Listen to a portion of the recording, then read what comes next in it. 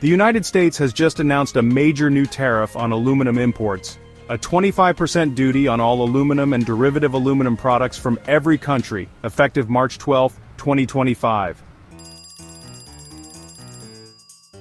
This decision, issued under Section 232 of the Trade Expansion Act of 1962, is part of the Trump administration's strategy to protect domestic metal industries and strengthen national security.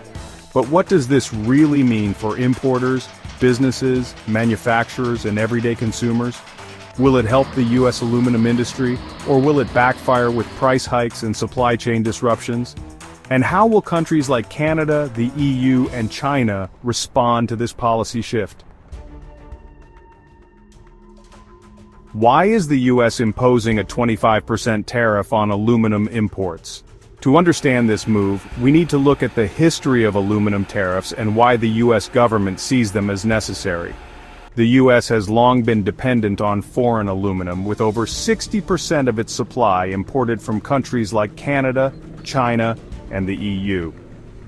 Domestic aluminum production has declined significantly over the past few decades, as overseas producers, especially in China, have flooded the market with cheaper, often government-subsidized aluminum.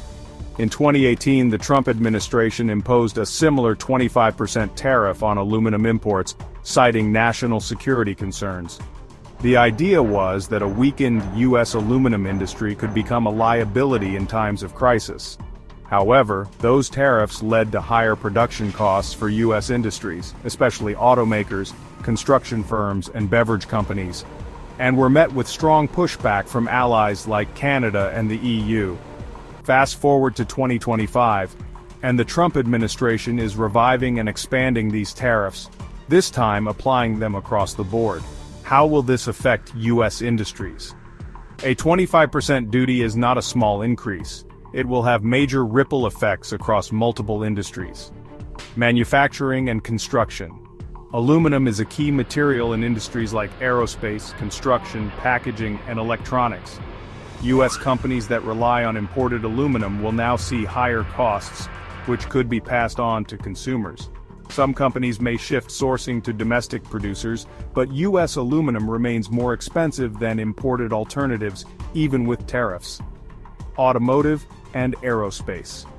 The auto industry heavily depends on aluminum for lighter, fuel-efficient vehicles. Car prices could increase if manufacturers pass along higher costs. Aircraft manufacturers like Boeing also rely on aluminum, potentially raising costs for commercial and defense-related aircraft, beverage and packaging. The beverage industry, especially beer and soda manufacturers, uses millions of aluminum cans every year. Past aluminum tariffs raised can prices, increasing costs for companies like Coca-Cola and Anheuser-Busch, which in turn led to higher consumer prices. The new tariff could repeat this pattern, affecting everything from canned food to pharmaceutical packaging. What about consumers?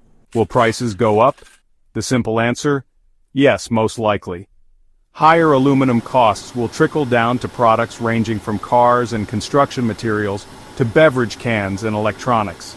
Industries that cannot absorb the extra costs will pass them to consumers in the form of price increases.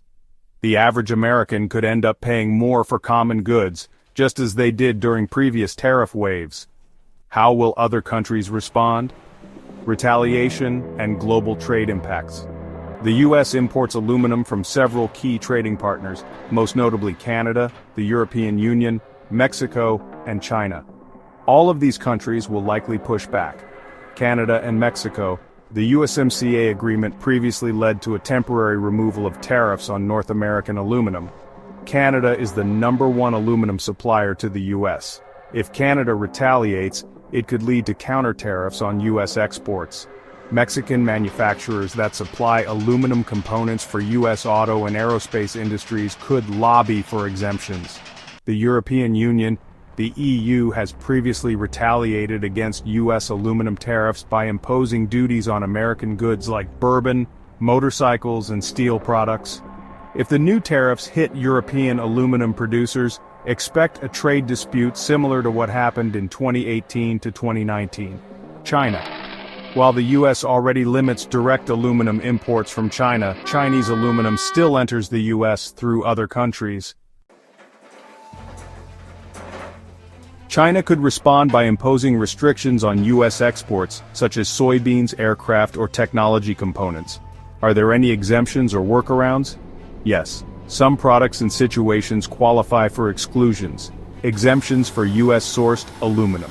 If aluminum was smelted and cast in the U.S., it is not subject to the tariff. Importer-specific exclusions. Certain companies may be able to apply for tariff exemptions if no viable U.S. alternative exists. Rerouting through other countries. Some importers may try to bypass tariffs by routing aluminum shipments through nations that are not affected. Increased domestic production. If the tariff succeeds in boosting U.S. aluminum output, domestic supply could reduce reliance on imports over time. What's next? Will these tariffs last? The long-term impact of these tariffs depends on how industries adjust and whether the U.S. aluminum sector expands.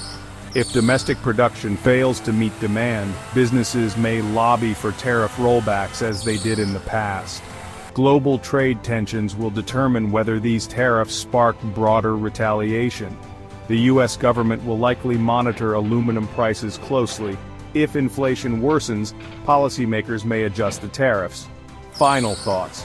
The new 25% aluminum import duty is a bold move with wide-reaching implications. While it aims to strengthen domestic metal production, it could also lead to higher consumer prices, trade tensions, and supply chain disruptions. What do you think? Will this policy help the U.S. economy, or will it create more problems than it solves? Let's discuss in the comments. Don't forget to like, subscribe, and share to stay updated on major trade and tariff news. Check the description for sources and additional details.